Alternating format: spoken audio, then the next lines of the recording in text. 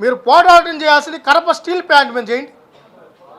అక్కడే పుట్టాడు కదా ఆయన జగన్మోహన్ రెడ్డి. ఏం పొడిచాడు ఆయన కడపకి? రాయలసీమలోనే కదా కడప ఉంది. 5 ఏళ్ళలో కడప స్టీల్ ప్లాంట్ ఏమైందని అడుగుతున్నాం. మేము మొదలు పెడితే ఆ రోజు ముందుకొస్తే 5 ఏళ్ళు ఏం గాడిదలు కాస్తారని అడుగుతున్నాం మేము. 900 కోట్లు ఎత్తిపోతల పథకం ఆ మట్టి పని చేశారు అంతే. ఈరోజు ఏదో అన్యాయం జరిగిందని చెప్తున్నారు. వీళ్ళేదో రాయలసీమ ఉద్ధరించిన వాళ్ళలాగా రాయలసీమకు ఒక పరిశ్రమ తీసుకొని వచ్చారా? కియా తీసుకొని వచ్చింది ఎవరు? అనంతపురంకి. మేము సవాల్ విసురుతున్నాం, కియా పరిశ్రమ తీసుకొని వచ్చింది ఎవరు? చంద్రబాబు నాయుడు గారు కాదా? ఓరగల్ అభివృద్ధి జరిగిందంటే కర్నూలులో చంద్రబాబు నాయుడు గారు కాదా? ఈరోజు కర్నూలుకి బెంచ్ వచ్చిందంటే చంద్రబాబు నాయుడు గారి వల్ల కాదా?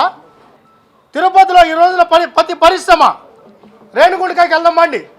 డిక్సన్ కానీ, ఎస్సీఎల్ కానీ, జోహా కానీ ఏ పరిశ్రమ వచ్చిందన్నా? ఐఐటి వచ్చిందన్నా, ఐసర్ వచ్చిందన్నా, ఎవరి వల్ల వచ్చింది? చంద్రబాబు నాయుడు గారి వల్ల కాదా? మీరేం పొడిచారని అడుగుతున్నాం.